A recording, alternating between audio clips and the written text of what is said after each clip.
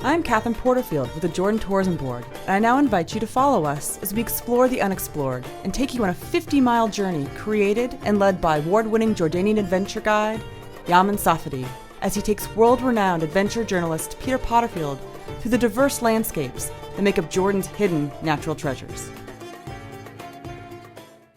So Yamaan, it's great to be here in Jordan. As an adventure journalist, I'm really interested in what this trek is going to be like. The Dana Reserve is quite a unique place, 4 biodiversity zones which we will basically walk through all within a matter of a few hours tomorrow. Wow, so we're going to go through all of the eco zones in the country of Jordan almost in one day. Exactly, yeah, that's what makes Dana unique. Boy, I'm really looking to see this landscape. It's like nothing else I've ever seen. I look forward to showing you my world. This 50-mile trek begins along traditional trails of the Bedouins from the Dana Nature Reserve to the ancient and stunning capital city of the Nabateans.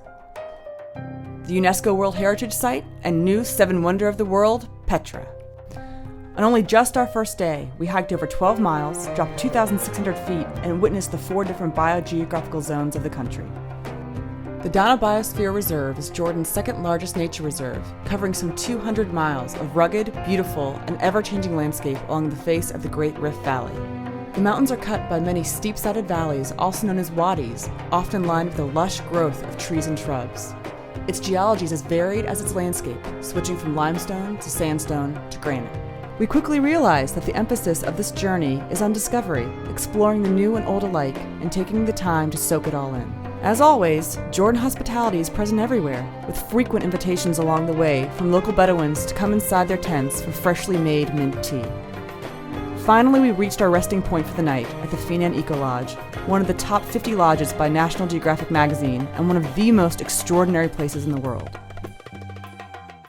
The contrast between going from a tent to the Eco Lodge is huge. In fact, in my experience, this place is unique in the world. It's got no electricity, everything is lit by candles.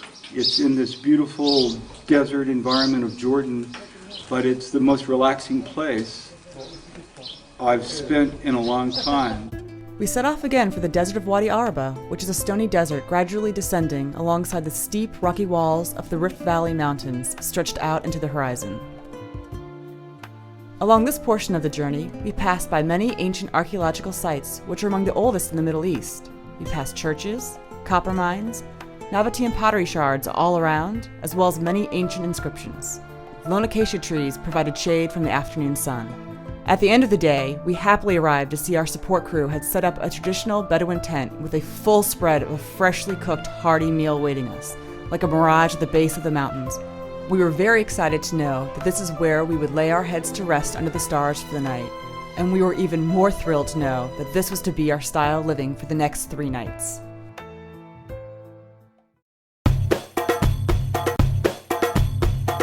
The next 2 days offered the most breathtaking views of the entire trip and made up the longest portion of the journey.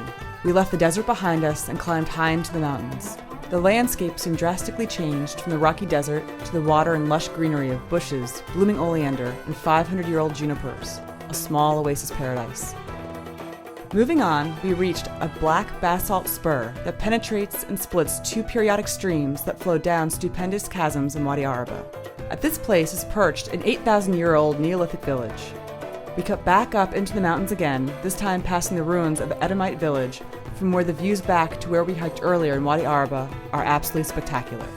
As we continued on into the most remote corners of Jordan, the trek follows a hunter's trail, and we felt more like mountain goats than trekkers. Goats and seemingly wild camels were frequent guests along our trip, as well as sightings of other various animals, such as the Tristan's grackles, shukars, and the infamous blue agama lizard. Flowing cool springs nearby our Bedouin campsite allowed us all to freshen up after our long days and to wash our dirty clothes. The tranquility surrounding us each night allowed for meditation and reflection on the previous days. Day 5, we head inland towards the ancient site of Little Petra, where mushroom-top hills now surround us. Some zigging and zagging brought us out above a small ravine where we encountered our first Nabatean rock-cut steps, a sign that we were getting closer to a great history and our final destination.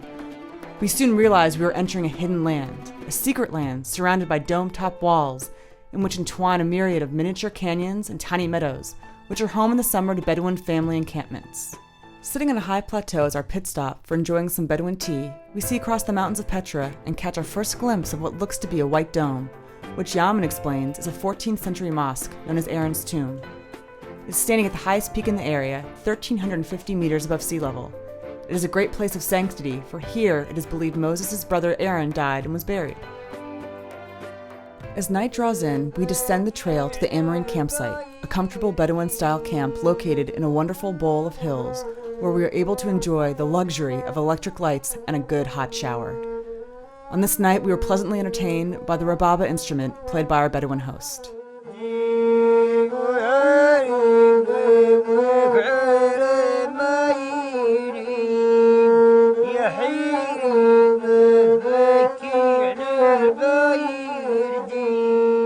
The day finally arrived. It was our day to explore Jordan's prized possession, the rose-red city half as old as time, Petra. With its huge rock-hewn tombs and buildings set amongst strange red sandstone formations and spectacular desert, this is truly a unique place. After leaving the campsite, we first visited Little Petra for a taste of what was to come. Little Petra is known as the place that used to be the Nabateans' caravanserai, or as we call it, the marketplace, over 2,000 years ago. Moving on, we took the back way into the city of Petra, hiking along rocky ledges around the final cliffs leading to the top end of the city. After 2 hours of walking, we were elated to see the dramatic appearance of the monastery, known as El Dir, one of the most impressive carved facades, standing 160 feet high and 157 feet wide. This was also an emotional sign that our 50-mile life-changing journey was nearly complete and coming to a bittersweet end. Well, here we are. Truly one of the most astounding sights you can see, as far as I'm concerned. 50 miles, 6 days to get here. But the week we spent just concluding is a lot more than a way to get here to Petra. It was a way for me to see the wildest parts of Jordan. And as astounding as this carving is, we also saw a lot of other amazing natural phenomena. Wild places that few people ever get a glimpse inside of. So I view this as not just a journey to Petra, but as a journey through the heart of the wildest parts of Jordan. It's been a privilege to see. From the monastery, we hiked down 800 steps leading into the heart of Petra, where we spent the rest of the day thoroughly exploring the site, visiting various Nabatean monuments, the old Byzantine church, royal tombs, and finished off with a couple of the many trails that one can explore for different views of the city. Our final stop on this journey was the famous treasury, widely known for its appearance in the popular film Indiana Jones and the Last Crusade. It is amazing only 25% of Petra has been discovered, and still so much more to be seen with new findings almost daily.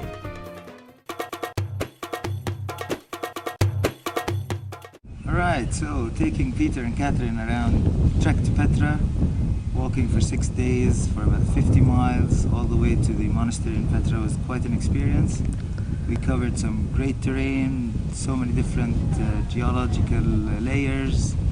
One of the unique things about the hike that I really love is the fact that every day you're passing through a different terrain. So we have shepherd trails, Bedouin migration trails, hunters trails, some really hidden remote springs and some very virgin, untouched parts of Jordan. That's some of the uniquest parts of the trail.